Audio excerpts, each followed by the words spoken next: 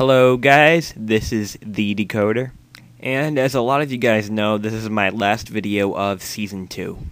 It's been a great season. I've had a lot of fun making the videos. I've got to say everything has improved since Season 1. I'd like to thank everyone who's been watching, and I'm looking forward to making Season 3, and of course, that should improve a bit too, compared to this season. One thing, though, that I do want to do is I want to get more videos out to you guys in the off-season. Last time I only had like 2, and there was like a 6-month break in between them. That's not going to happen this time. I'm going to try to get one video out to you guys a month. Not promising anything. It'll just come up whenever it's ready. No specific dates or anything.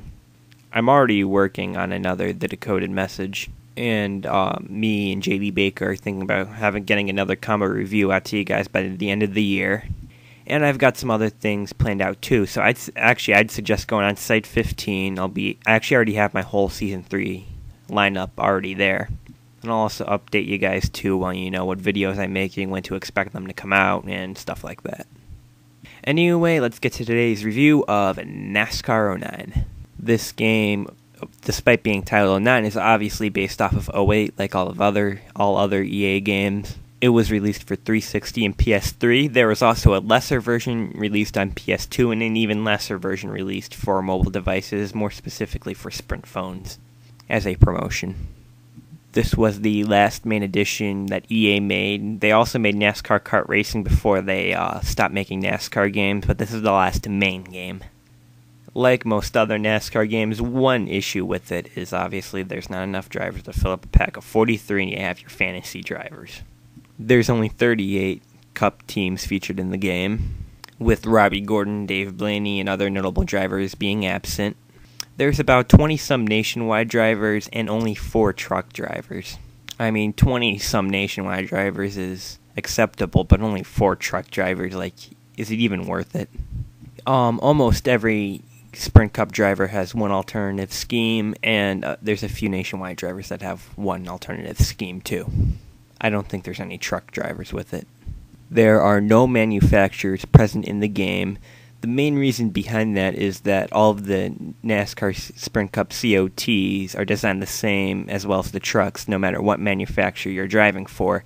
The nationwide is different, so I sort of get the reasoning, but it disappointed a lot of fans, including me, and it's just something that you would think wouldn't be such a big deal to work out.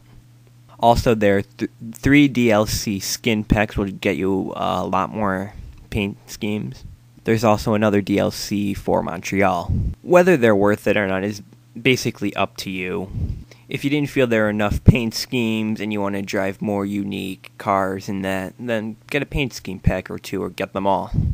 If you didn't like that there weren't too many road courses in the game and you want another one, well, get the Montreal. I got them all, and they were pretty enjoyable. But for me, and I can understand some people may not think they're worth it. There's also a picture pack, and I think a theme thing, too.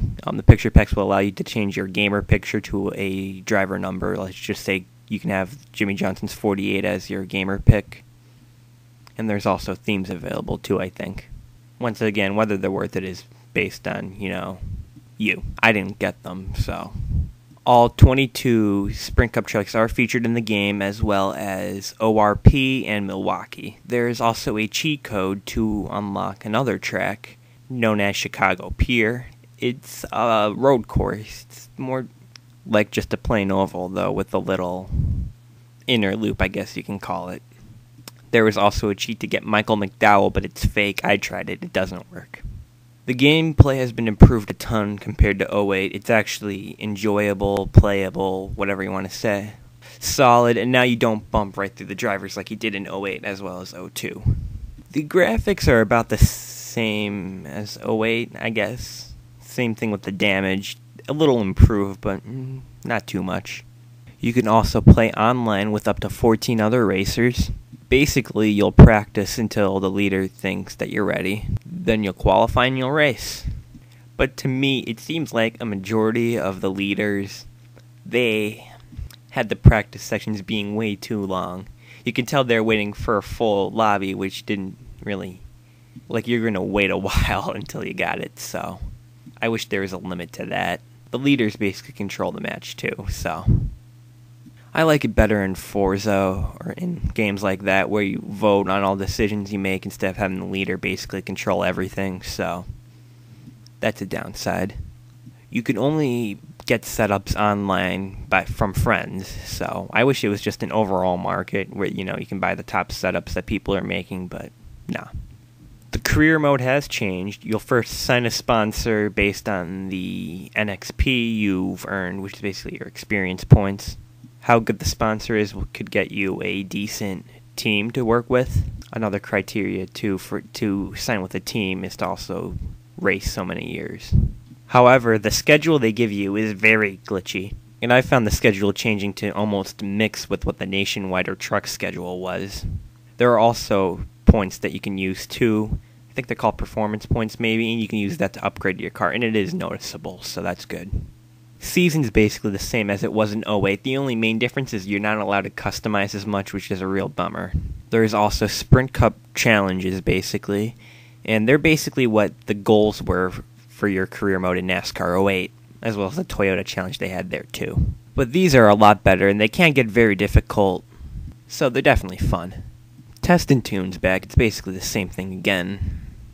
There is also an all-new Own the Track feature, in which basically you'll be rewarded points based on things like, what your fastest lap is at the track, and your average finishing position. The person with the most points owns the track. There are default track ownerships with using real drivers, such as Jeff Gordon, Kevin Harvick, and that. You can also have it online where you and your friends can challenge each other for the tracks, so that's a pretty cool feature. A lot better than the driver badges in 08.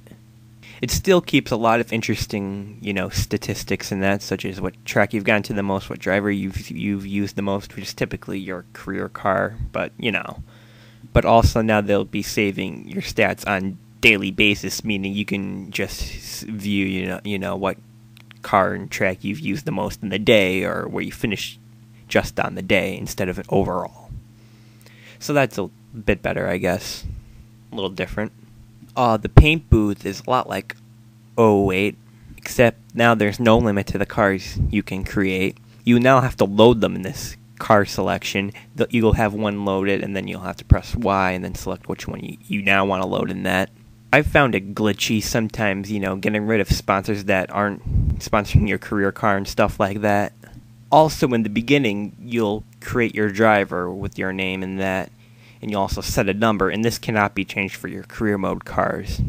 So, that's not good either.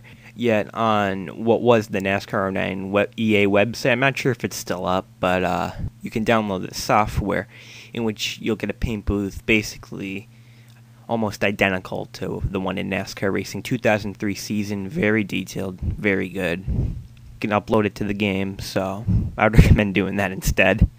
One thing that EA kept talking about was the new option to switch between Pro setup and Standard setup. Honestly, I've tried both, and there really isn't that much of a difference. A bit of a rip-off, I guess. There is one cool thing, though. Jeff Gordon will actually give you tutorials, so you'll be learning from one of the best in NASCAR. It's basically stuff you already know, but it's pretty cool that he stepped in, if you're completely new to NASCAR, and that it's really cool. Or just completely new to NASCAR video games, for that matter. The soundtrack's better 08, not like it was in 03 or 04. Those were my favorite years in the soundtrack, but it's got a few decent songs. Actually, a few good songs, I guess, but not what it once was. Anyway, that's all I can really say about the game. Definitely a big improvement since 08, and I've actually got to say, it's probably slightly better than the new NASCAR game, NASCAR the Game 2011, that came out. I'd give it a 7 out of 10. I'm not sure what the price is on it now, but because it is a few years older, I would guess maybe $30. And I'd say it's worth picking up, I guess, especially if you're a fan of NASCAR or NASCAR video games. I know I've compared it a lot to NASCAR 08 and even, said some of the glitches in that, but like I said, it's not that bad. Anyway, this has been the Decoder. Thank you for watching my videos this season. And be sure to check out Site 15 to find out what's going on in the future of the Decoder.